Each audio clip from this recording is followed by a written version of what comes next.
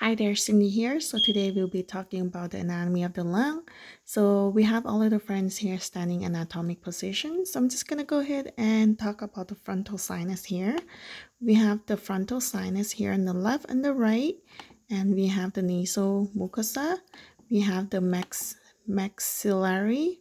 All right. So for the frontal sinus, are aligned with the cells that make mucus to keep the nose from drying out. Okay, for the maxillary is to improve the respiratory function of the nose.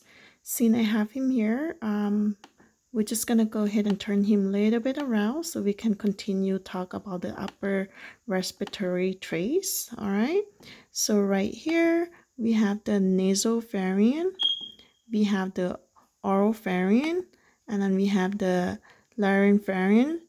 These are the part of the respiratory system.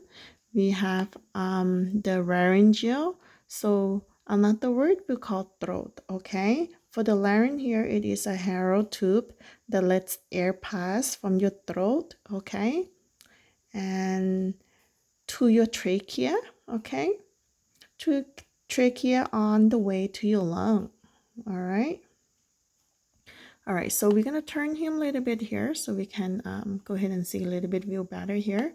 So for the trachea here, or the windpipes, it's part of the airway system, carry air in and out of your lung, okay? And then I'm gonna turn him a little bit here, all right? So we have the primary bronchi here. And for the left side, we'll have only two bronchi, which is the superior and the inferior.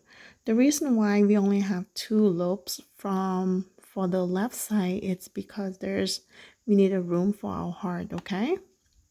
And now for the right side, we have three, okay? Inferior, superior, and like somewhere there. So there's three on the right side. It is larger and heavier on the right side. And then for the lung here, on the right lung, it is shorter and thicker, but there's three parts of the lung, okay? There's superior, there's middle, and there is the right inferior. And this little line here is called the fissure, okay? And now moving on the left side, there's only two superior and the inferior for the left side, and then the heart will go here. All right, and then talk about the carina here.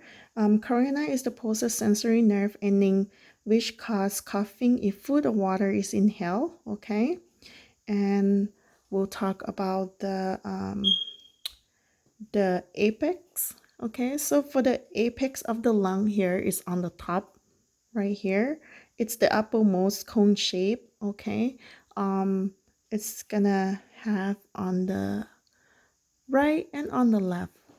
That's called apex. Okay, and what I want to do is to draw something here. All right, so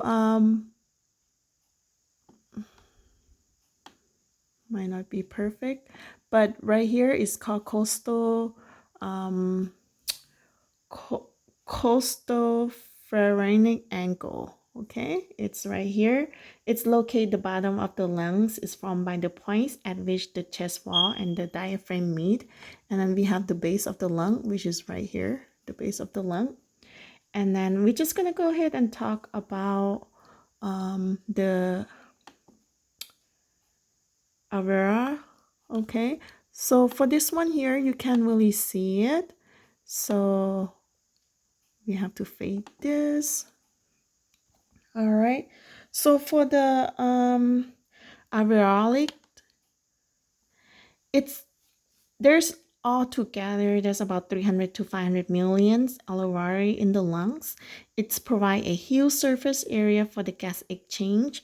You can't see it from here, so you have to if you like microscopically, you will see the alveoli.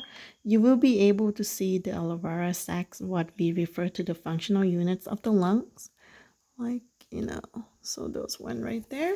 All right, thank you so much. And I hope you enjoy.